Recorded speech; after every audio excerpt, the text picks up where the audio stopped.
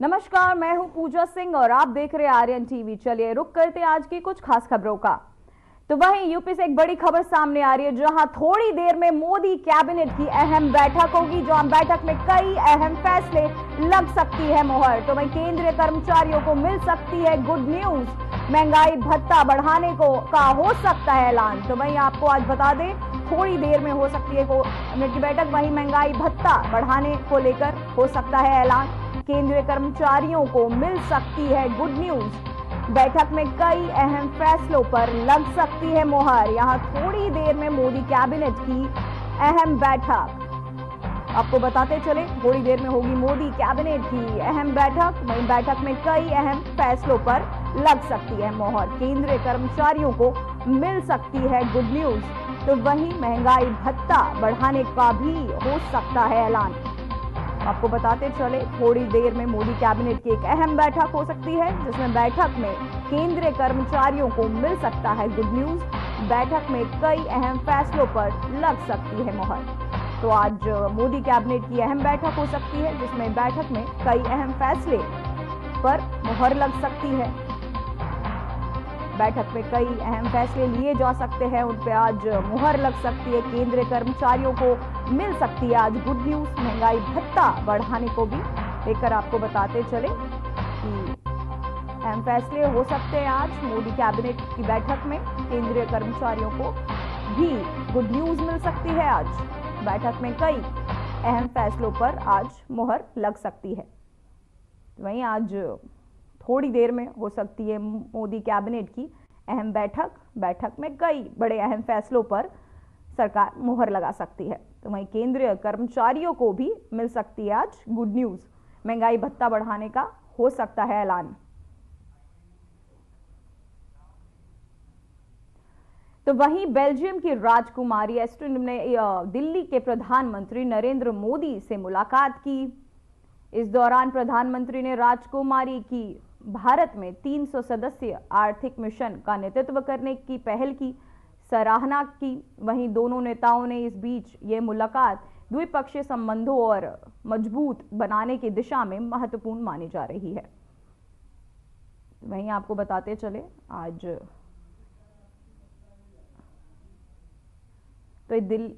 तो वहीं आपको बताते चले दिल्ली में प्रधानमंत्री नरेंद्र मोदी से मुलाकात हो सकती है।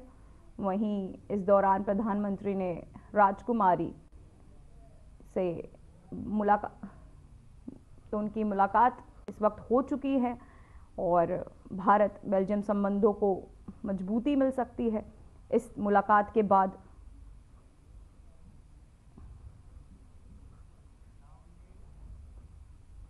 दिल्ली की मुख्यमंत्री रेखा गुप्ता ने केंद्रीय मंत्री नितिन गडकरी से उनके आवास पर मुलाकात की। इस दौरान दोनों नेताओं ने बीच विभिन्न मुद्दों पर चर्चा की, जिसमें दिल्ली की सड़क अवसंरचना और परिवहन परियोजनाओं को बेहतर बनाने के उपायों पर बातचीत हुई। तो वहीं मुख्यमंत्री गुप्ता ने केंद्रीय मंत्री से दिल्ली के विकास के लिए और सहयोग की उम्मीद जताई। ये मुलाकात दिल्ली और केंद्र सरकार के बीच सहयोग को बढ़ाने की दिशा में महत्वपूर्ण मानी जा रही है।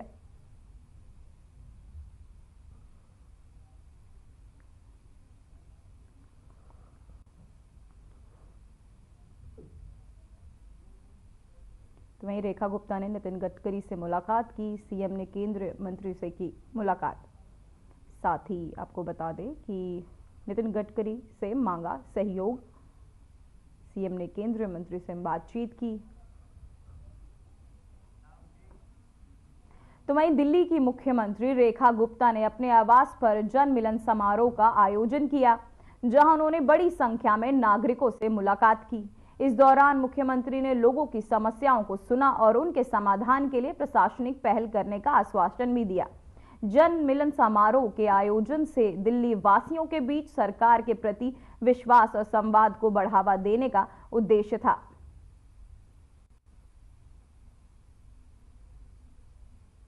वही रेखा गुप्ता ने जनता की समस्याएं सुनी, साथ ही उनसे मुलाकात कर उनकी समस्याओं का निवारण करने का आश्वासन भी दिया। रेखा गुप्ता ने लोगों से की मुलाकात। सीएम रेखा गुप्ता ने जन मिलन समारोह को आज आयोजन किया, जहां उन्होंने लोगों की समस्याएं सुनी, साथ ही उनका समाधान करने का आश्वासन भी दिया। तो दिल्ली की सीएम रेखा गुप्ता ने जन मिलन समारोह का आयोजन किया, जिसमें उन्होंने लोगों की समस्याओं को सुना, जाना। इससे लोगों में दिल्ली सरकार के प्रति विश्वास भी जागरूक होगा।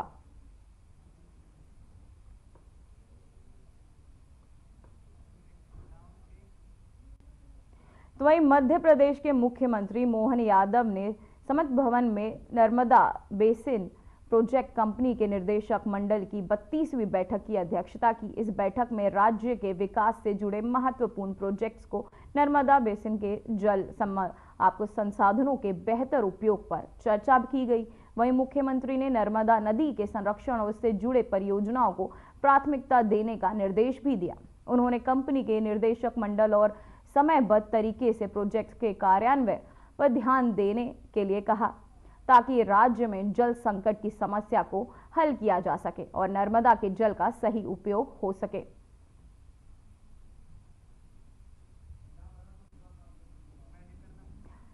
तो वहीं आपको बताते चले, नर्मदा बेसिन प्रोजेक्ट की बैठक हुई, जहां नर्मदा बेसिन प्रोजेक्ट की बैठक में कई बातें की गई, जहां सीएम ने जल परियोजनाओं पर चर्चा की।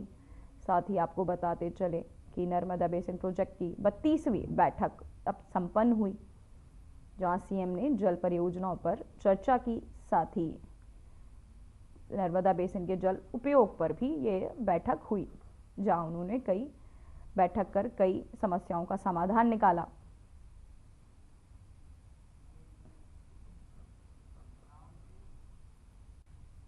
तो वहीं दिल्ली की मुख्यमंत्री रेखा गुप्ता ने आज पिछली आप सरकार पर तीखा हमला करते हुए स्वास्थ्य क्षेत्र में अव्यवस्थाओं की आलोचना की। उन्होंने दिल्ली के स्वास्थ्य मॉडल को लेकर कड़ी टिप्पणियां की और उसे जीरो बताते हुए इसे पूरी तरह से नाकाम करार दिया। वहीं मुख्यमंत्री रेखा गुप्ता ने स्वास्थ्य व्यवस्था में सुधार की आवश्यकता पर भी जोर दिया और दिल्ली के जीटीबी अस्पताल का औचक निरीक्षण किया। निरीक्षण के दौरान उन्होंने अस्पताल की स्थिति और व्यवस्थाओं को लेकर कड़ी नाराजगी भी व्यक्त की।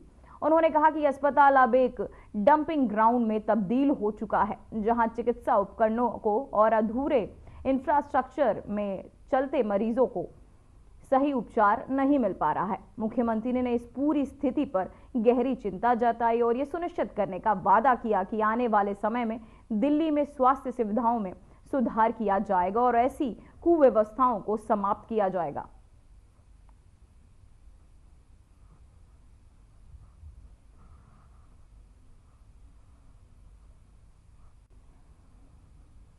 अस्पताल का गोदाम देखकर भड़की सीएम, आपके स्वास्थ्य मॉडल की खोली पोल। अस्पताल का गोदाम देखकर सीएम भड़की। साथ ही आपको बताते चले, दिल्ली की सीएम ने आज कई अस्पतालों का निरीक्षण किया, जहां उन्होंने जीटीपी अस्पताल पहुंची थी सीएम रेखा गुप्ता, जहां का हाल देखकर उन्होंने उसे डंपिंग ग्राउंड तक कह दिया। आपके स्वास्थ्य मॉडल को उन्होंने जीरो बताया।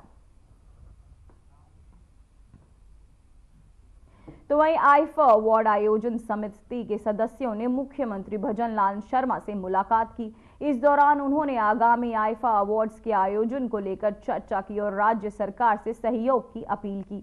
मुख्यमंत्री शर्मा ने इस आयोजन को राज्य के लिए महत्वपूर्ण बताते हुए हर संभव सहायता देने का आश्वासन दिया। तो वहीं मुलाकात के दौरान दोनों पक्षों में कार्यक्रम की सफलता के लिए साझा प्रयासों पर भी जोर दिया गया। तो वहीं भजन लाल शर्मा से चर्चा की, आईफा अवार्ड्स पर लोगों ने चर्चा की, साथ ही सरकार का सहयोग भी मांगा, सीएम से समर्थन की उन्होंने अपील की, जिसमें हर संभव सहायता की मदद करने की सरकार ने मंजूरी दी। वहीं अवार्ड समिति में आपको बताते चले, भजन लाल शर्मा से की गई चर्चा।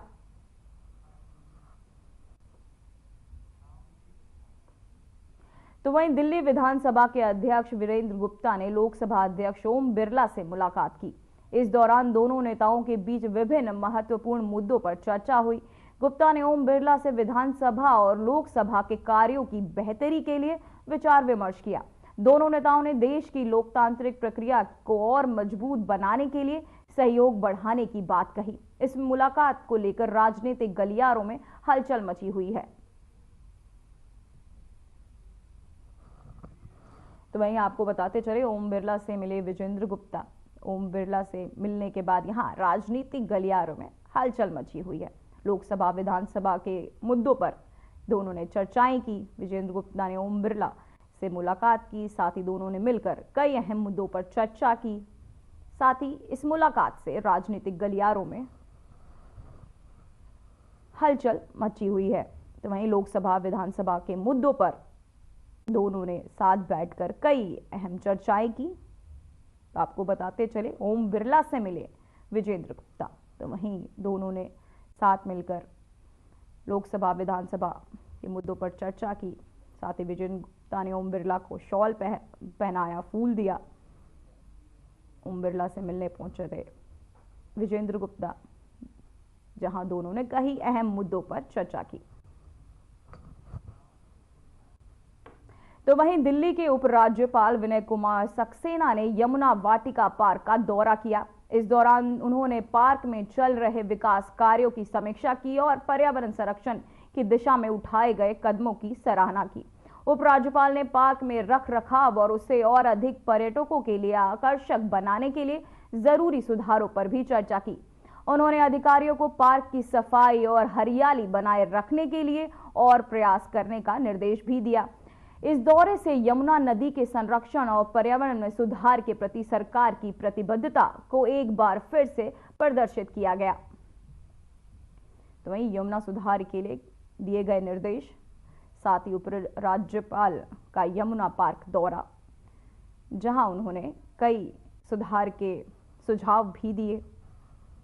साथ ही उन्होंने वहां के अधिकारियों से समीक्षा बैठक भी की, पर्यावरण सुधार के लिए कई निर्देश दिए। उपराज्यपाल ने की समीक्षा, साथ ही आपको बताते चले पर्यावरण सुधार के लिए उन्होंने कई निर्देश भी दिए।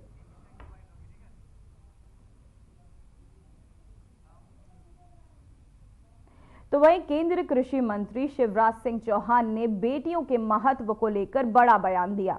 उन्होंने कहा कि बेटी है तो कल है, बेटी के बिना दुनिया नहीं चल सकती और बेटी भगवान की सबसे अनमोल देन है।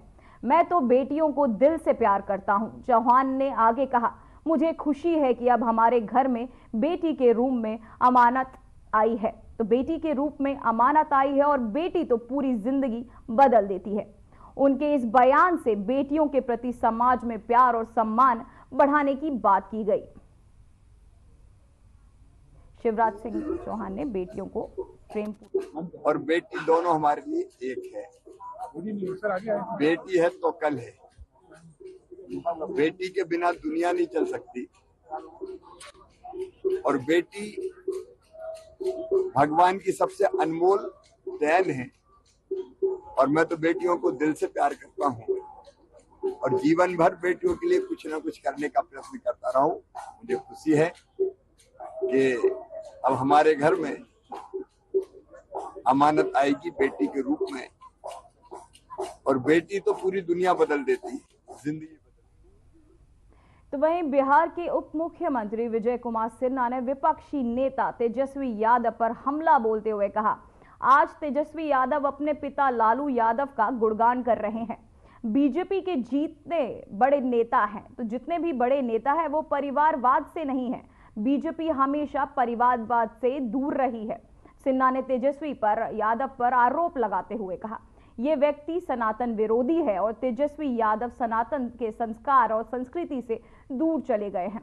उनके इस बयान से राज्य की राजनीति में तकरार बढ़ सकती है।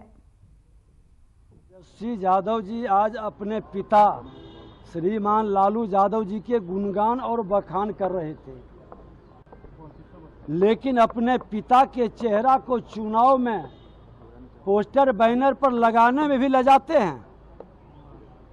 चुनाव के समय पिता के चेहरा को छुपाते हैं।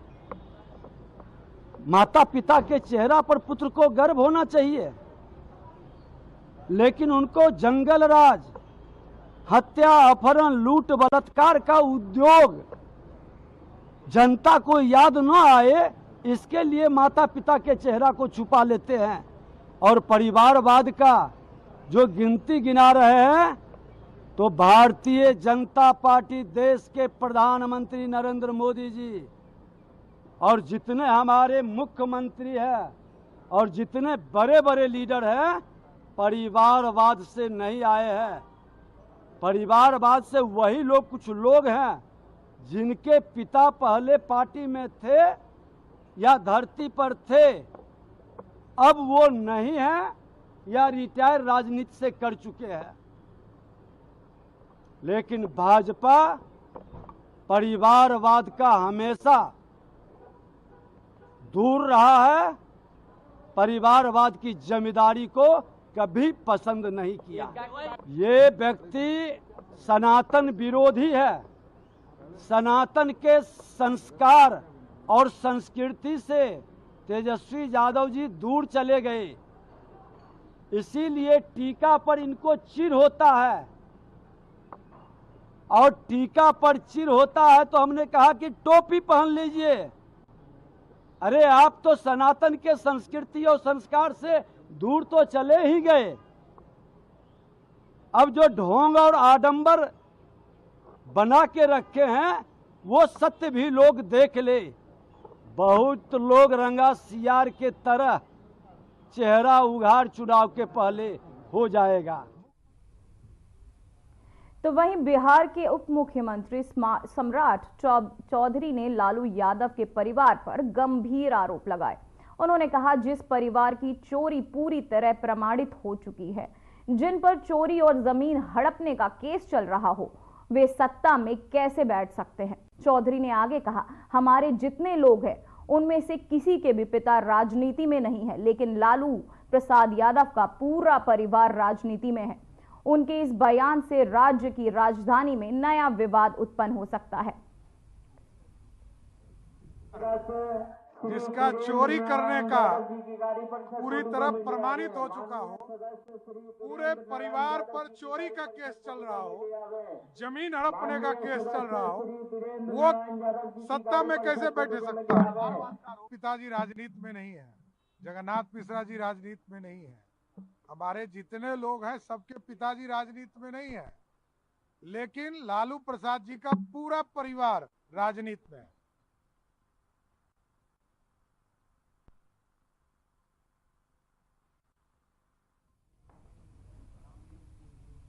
तो वहीं एनसीपी एससीपी नेता सुप्रिया सुले अन्य पार्टी नेताओं के साथ बीड जिले के सरपंच की हत्या के विरोध में मौन प्रदर्शन कर रही हैं। उन्होंने इस हत्या को लेकर गहरी चिंता व्यक्त की और राज्य सरकार से जल्द न्याय सुनिश्चित करने की मांग की।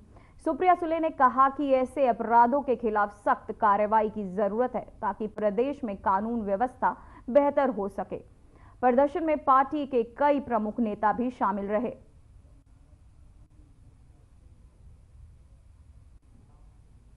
तो वहीं महाविकास अघाड़ी के विधायकों ने छत्रपति शिवाजी महाराज पर कथित टिप्पणी के लिए बीजेपी नेता प्रशांत कोटटकर की गिरफ्तारी की मांग की है।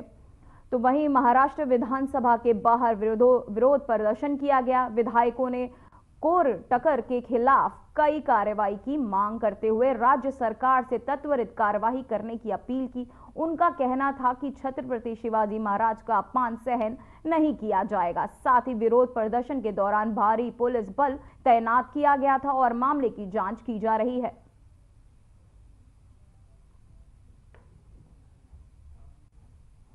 तो वहीं सपा के नेता अबू आजमी की मुश्किलें बढ़ गई हैं। महाराष्ट्र विधानसभा से अब अबू आजमी निलंबित कर दिए गए हैं। विवादित बयान के बाद अबू आजमी पर कार्यवाही हुई है। अब मौजूदा सत्र के लिए अबू आजमी सस्पेंड कर दिए गए हैं। दरअसल उनके तहत मुगल शासन औरंगजेब की तारीफ करने के बाद विभिन्न नेताओं और संगठनों ने उनके खिलाफ कड़ी कार्रवाई की मांग की है। इस मामले में अबू आजमी पर पहले ही एफआईआर दर्ज हो चुकी है और अब इसे लेकर राजनीतिक हलचल मची हुई है। तो वहीं महाराष्ट्र विधानसभा के नेता प्रतिपक्ष एकनाथ शिंदे ने भी इस विवाद को लेकर महाराष्ट्र विधानसभा स्पीकर से अपील की थी कि अबू आजमी को सदन से निलंबित किया जाए। शिंदे ने कहा कि औरंगजेब की तारीफ करना संवैधानिक मूल्यों के खिलाफ है और ऐसे व्यक्ति को विधानसभा में रहने का कोई अधिकार नहीं। इस मुद्दे ने राज्य में राजनीति तपिश को और बढ़ा दिया है और सपा नेता अबू आजमी पर कार्यवाही की मांग तेज हो गई है।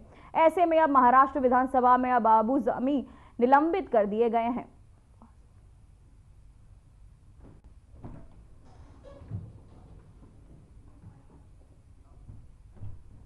तो वहीं बिहार विधानसभा में आरजेडी विधायक तेजस्वी यादव ने राज्यपाल में अभिभाषण पर सवाल उठाए। उन्होंने कहा कि लोकतंत्र में मौजूदा सरकार लगातार संविधान और लोकतंत्र के खत्म करने में लगी हुई है। ये बात किसी से छुपी नहीं है।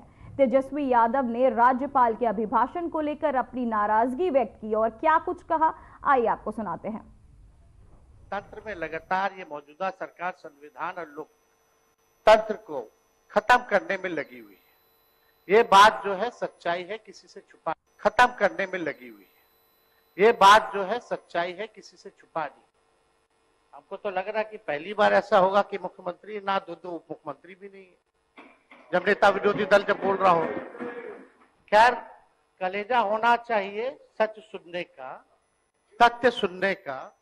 तो उम्मीद है कि लोग जो है कलेजा दिखाएंगे और यहाँ उपस्थित रहेंगे। हालांकि लोग दिख नहीं रहे, इस पे ज्यादा हमको टिप्पा टिप्पणी करना नहीं है। वो लोग भी जानते हैं कि आज इन लोगों का भंडाफोड़ होने वाला है। अध्यक्ष महोदय, गवर्नर साहब को तो जो स्पीच जो सरकार द्वारा अधिकारी द्वारा जो दिया जाता है वह लिखा पढ़ते हैं। और 2024 का तो जब बजट पेश हुआ था तो हमारे वित्त मंत्री उस समय यहाँ उपस्थित हैं। इन्हीं को हर बार जो है आगे कर दिया जाता है और इनको तो बखूबी याददाश्त, मेमोरी इनका बहुत दुरुस्त रहता है और हम कामना। तो वहीं तमिलनाडु बीजेपी के अध्यक्ष अन्नामलई ने चेन्नई स्थित पार्टी कार्यालय में आगामी राज्य विधानसभा चुनावों के लिए बीजेपी की कोर कमेटी की बैठक की अध्यक्षता की। बैठक में चुनावी रणनीतियों पर चर्चा की गई और पार्टी कार्यकर्ताओं को आगामी चुनावों के लिए तैयार रहने का निर्देश भी दिया गया।